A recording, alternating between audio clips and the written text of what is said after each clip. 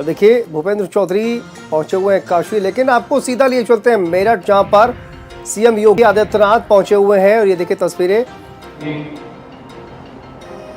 मनोज नेसारी जी आज के इस कार्यक्रम में उपस्थित सभी माननीय जनप्रतिनिधिगण, देश और प्रदेश के अलग अलग अंचलों से यहाँ पर उपस्थित आयुर्वेद के सभी हमारे विशेषज्ञगण और उपस्थित भाइयों बहनों, मैं देश के आदरणीय उपराष्ट्रपति जी का और उनकी धर्मपत्नी आदरणीय डॉक्टर सुदेव धनखड़ जी का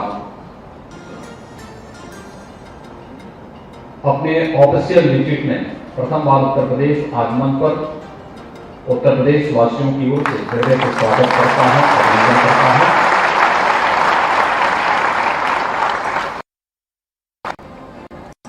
मानिए यह मेरठ की धरती है,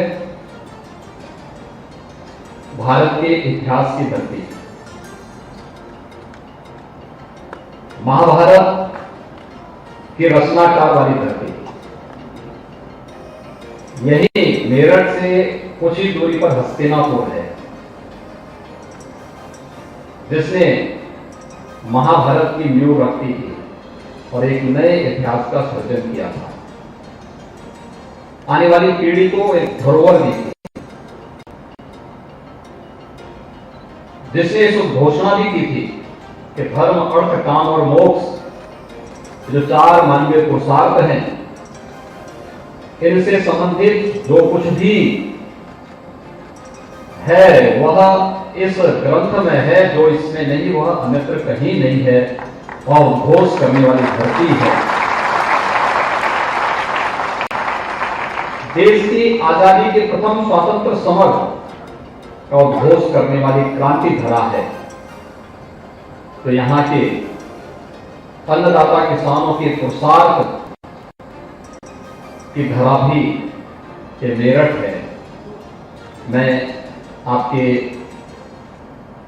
आगमन पर उत्तर प्रदेश वासियों की ओर से, उत्तर प्रदेश शासन की ओर से आपका हृदय से स्वागत करता हूं, अभिनंदन करता हूं। मान्यवर, हमारे लिए यह अत्यंत आह्लादित करने वाला क्षण है जब इस आयुर्वेद महापर्व को आपका आशीर्वाद प्राप्त हो रहा है। भारत की परंपरागत चिकित्सा पद्धति पिछले 9 वर्ष के अंदर एक लंबी छलांग लगा करके दुनिया के अंदर छाने की स्थिति में है, और सचमुच इसका श्रेय अगर किसी को दिया जा सकता है तो इस देश के यशस्वी प्रधानमंत्री आदरणीय श्री नरेंद्र मोदी जी को दिया जा सकता है, जिन्होंने पहली बार परंपरागत चिकित्सा पद्धतियों को आयुष मंत्रालय के रूप में लेकर के और योग, आयुर्वेद, होम्योपैथ, यूनानी, सिद्धा, प्राकृतिक चिकित्सा, इन सब को लेकर के मंत्रालय का गठन किया। योग को 2016 से 21 जून की तिथि को अंतर्राष्ट्रीय योग दिवस के रूप में आज पूरी दुनिया मनाने के लिए उत्सुक है। 21 जून को दुनिया का कोई ऐसा नहीं जहां पर पूरा देश, पूरी दुनिया, कोई प्रांत, कोई जनपद, कोई शहर, कोई कस्बा, कोई गांव, कोई परिवार ऐसा नहीं होता है जो योग की क्रिया के साथ किसी न किसी रूप में न जुड़ता। भारत की इस परंपरा के साथ दुनिया को जोड़ने और उसी प्रकार से आयुर्वेद को दुनिया के अंदर स्थापित करने के लिए आदरणीय प्रधानमंत्री जी के जो प्रयास प्रारंभ हुए हैं, उन प्रयासों का परिणाम आज हम सबके सामने है। इतनी बड़ी संख्या में आयुर्वेद के विशेषज्ञ एक साथ एक मंच पर आकर के आपका मार्गदर्शन और आशीर्वाद प्राप्त करें, कि हम सब के लिए आह्लादित करने वाला क्षण है। मेरे सामने जब एक प्रस्ताव आया तो मैंने कहा कि मैं 4 वर्ष पहले इस सम्मेलन में कानपुर में उपस्थित हुआ ही था। डॉक्टर वाजपेयी जी ने जब ये बात मेरे सामने रखी तो मैंने कहा, देखो इसमें सबसे उपयुक्त पात्र इस कार्यक्रम के उद्घाटन के होंगे हमारे देश के आदरणीय उपराष्ट्रपति जी, और उपराष्ट्रपति जी को इस कार्यक्रम में हम लोग आमंत्रित करके इस कार्यक्रम को एक नई ऊंचाई प्रदान करके अपने लक्ष्यों को प्राप्त करने की दिशा में आगे बढ़ेंगे। आदरणीय प्रधानमंत्री जी ने हम सबके सामने प्रस्तुत किए हैं।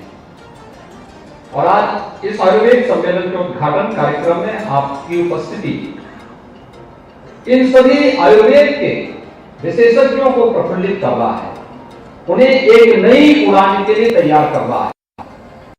और इसलिए मैं इस आयुर्वेद सम्मेलन के अवसर पर क्रांतिधारा मेरठ में भारत की पौराणिक और ऐतिहासिक पृष्ठभूमि की धरा पर मैं इन सभी आयुर्वेद के विशेषज्ञों की ओर से आपका हृदय से स्वागत करता हूं, अभिनंदन करता हूं।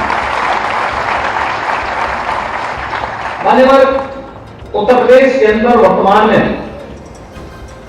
उत्तर प्रदेश सरकार के द्वारा जिस क्षेत्र में यह आयुर्वेद सम्मेलन किया गया है, यहाँ के बहुत सारे आयुर्वेद के हमारे विशेषज्ञ हैं या रहे हैं, जिन्होंने इस फील्ड में अपने समय में विषम परिस्थितियों का सामना करते हुए बहुत कुछ करके दिखाया। खासतौर पर वैद्य राम सहाय कौशिक जी, वैद्य हरिदत्त जी, वैद्य कृष्णलाल वाजपेयी जी, वैद्य मुरारीलाल शर्मा जी, वैद्य पशुपतिनाथ जी, वैद्य विष्णुदत्त शर्मा जी ने इस पूरे क्षेत्र में आयुर्वेद के माध्यम से आयुष की जिस पद्धति को आगे बढ़ाने का कार्य किया था अत्यंत अभिनंदनीय है।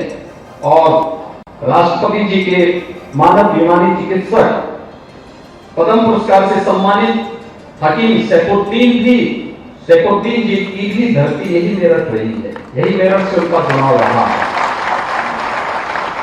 3 दिवसीय जो आयुर्वेद महासम्मेलन आज से प्रारंभ हो रहा है, आयुर्वेद की विभिन्न विधाओं को लेकर के यहाँ पे चर्चाएं होंगी, उनके द्वारा जो प्रैक्टिसेस हैं उनके बारे में अवगत कराया जाएगा।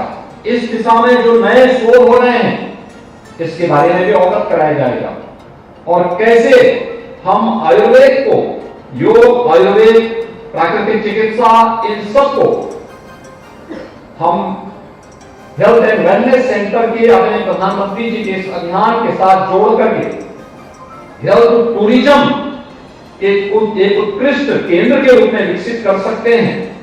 इन सभी मुद्दों को लेकर के 3 दिनों तक यह महासम्मेलन यहाँ पर होने जा रहा है। इस सम्मेलन के माध्यम से आज मैं अवगत कराना चाहता हूं कि आदरणीय प्रधानमंत्री जी ने 9 वर्ष पहले आयुष मंत्रालय के गठन के साथ जिस भारत की परंपरागत चिकित्सा पद्धतियों को प्रोत्साहित करने के लिए कार्यक्रम आगे बढ़ाए थे, आज उसी का परिणाम है कि उत्तर प्रदेश के अंदर हमारे पास 3,959 आयुष चिकित्सालय संचालित हैं, जिनमें आयुर्वेद के 2,110, होम्योपैथ के 1,584, यूनानी के 254 चिकित्सालय हैं तथा 50 बेड के 11 एकीकृत आयुष चिकित्सालयों के माध्यम से भी प्रदेश के अलग अलग क्षेत्रों में हम आरोग्यता, संपूर्ण आरोग्यता के लक्ष्य को प्राप्त करने की दिशा में कार्य कर रहे हैं।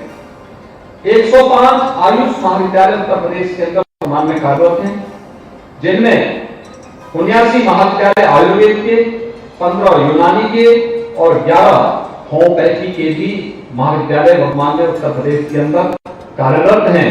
और उत्तर प्रदेश आज अपना पहला आयुष विश्वविद्यालय का संचालन भी प्रारंभ कर चुका है, जिससे इस सत्र में उस विश्वविद्यालय ने अपने कार्य को आगे बढ़ाया है। वहां के कुलपति प्रोफेसर ए.के. सिंह जी भी आज इस कार्यक्रम में यहां पर उपस्थित रहे हैं। मुझे बताते हुए प्रसन्नता है कि प्रदेश लगातार अपनी परंपरागत इन चिकित्सा पद्धतियों को प्रोत्साहित करने के लिए पूरी प्रतिबद्धता के साथ कार्य कर रही है। मेरा आप सबसे अपील होगा, हमें स्वयं भी अपने आप पर गौरव की अनुभूति करनी चाहिए। लेकिन जब तक आप स्वयं भी इसके बारे में इसका एहसास नहीं कराएंगे, आपकी गौरव की अनुभूति कोई दूसरा करा पाएगा, इसमें कठिन होता है। और खासतौर पर मैंने एक बार अभी 2 वर्ष पहले मैंने एक बार 100 बीएनएस के बच्चों को अपने पास अपने मुख्यमंत्री आवास में आमंत्रित किया था। उनसे मैं सामान्य बातचीत कर रहा था। मैंने उनका परिचय दिया, मैंने उनसे पूछा कि आखिर आयुर्वेद में ही आप क्यों प्रवेश किए? आप चिकित्सक बनना चाहते रहे होंगे तो हो सकता है और भी विधाएं थी, एलोपैथ में आप जा सकते थे, और भी बहुत सारी चीजें हैं। मैं देख करके आश्चर्यचकित था।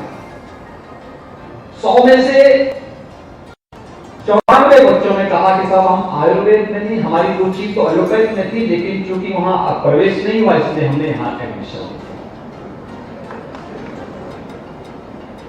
4 ऐसे थे जिन्होंने कहा कि आयुर्वेद में हमारी रुचि थी और इसलिए हमने आयुर्वेद में बीएमएस की, उसमें हमने प्रवेश लिया है और इस फील्ड में आगे बढ़ना चाहते हैं। 2 थे जिन्होंने कहा कि हमारे माता पिता जो कि इसके विशेषज्ञ हैं, इसलिए परंपरागत हमारा अपना कारोबार भी है, इसलिए उसके साथ कारण हम भी इसमें जुड़े हैं।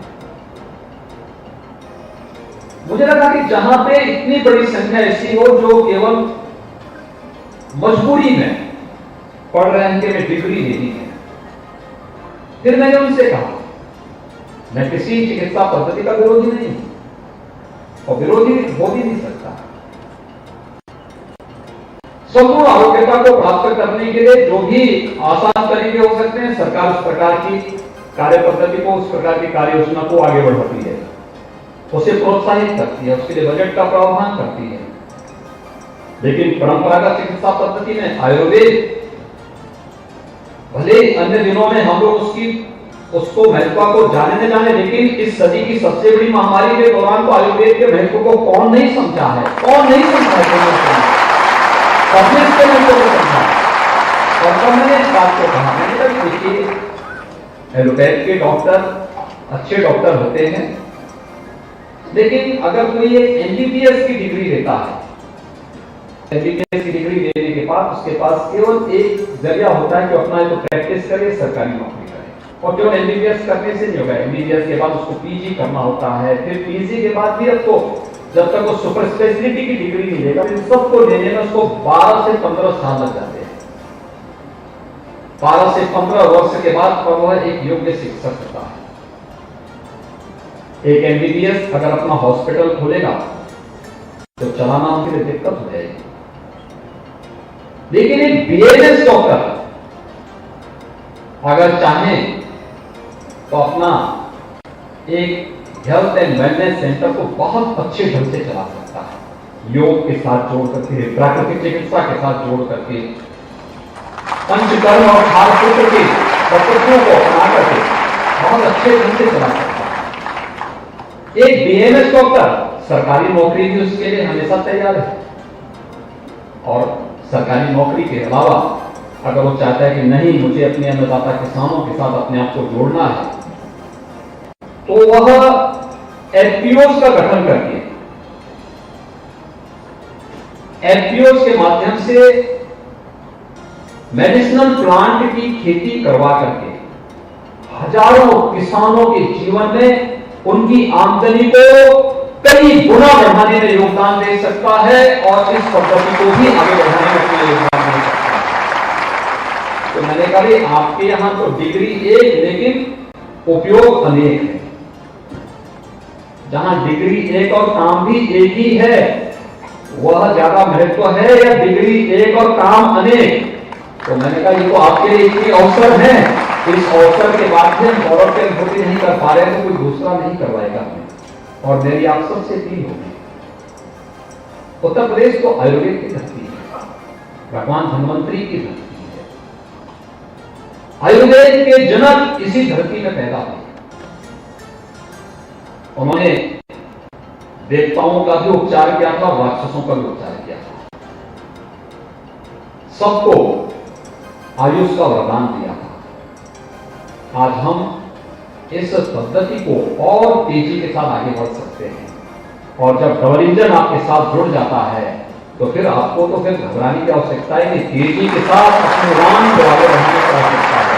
और उसी उड़ान को आज अपना मार्गदर्शन और आशीर्वाद प्रदान करने के लिए आदरणीय उपराष्ट्रपति जी, आदरणीय राज्यपाल जी, और यहाँ पर एक पूरा मंच आज यहाँ पर आपके सामने है, आपको यहाँ पर ये सुविधा उपलब्ध करवाने के लिए है। और सबसे बड़ी बात यह है कि मेरठ का ये धरा है, चौधरी चरण सिंह जी किसानों के मसीहा थे, उनके नाम पर विश्वविद्यालय स्थापित है। विश्वविद्यालय की कुलपति को मैं उनकी पूरी टीम का अभिनंदन करता हूं कि कल ही इस विश्वविद्यालय को नेक के मूल्यांकन में ये $++ की ग्रेडिंग मिली है। ये सबसे अच्छी ग्रेडिंग मानी जाती है, अच्छी इसमें मानी गई है। और आगे आयुर्वेद का सम्मेलन इस बात की गवाही दे रहा है कि जैसे विश्वविद्यालय ने उत्कृष्ट ग्रेडिंग लेकर के नेक के मूल्यांकन में अपने आप की उत्कृष्टता को साबित किया है, ऐसे ही आयुर्वेद भी उस प्रकार की ग्रेड को प्राप्त करने के दिशा में कार्य करेगा। मैं एक बार फिर से आदरणीय उपराष्ट्रपति जी का, उनकी धर्मपत्नी आदरणीय डॉक्टर सुदेश धनखड़ जी का, प्रदेश की आदरणीय राज्यपाल महोदय का, आए हुए सभी आयुर्वेद के विशेषज्ञों का एक बार फिर से प्रदेश सरकार की ओर से, उत्तर प्रदेश की जनता की ओर से हृदय से स्वागत और अभिनंदन करते हुए अपनी वाणी को यहीं पे विराम देता हूँ। धन्यवाद। जय हिंद।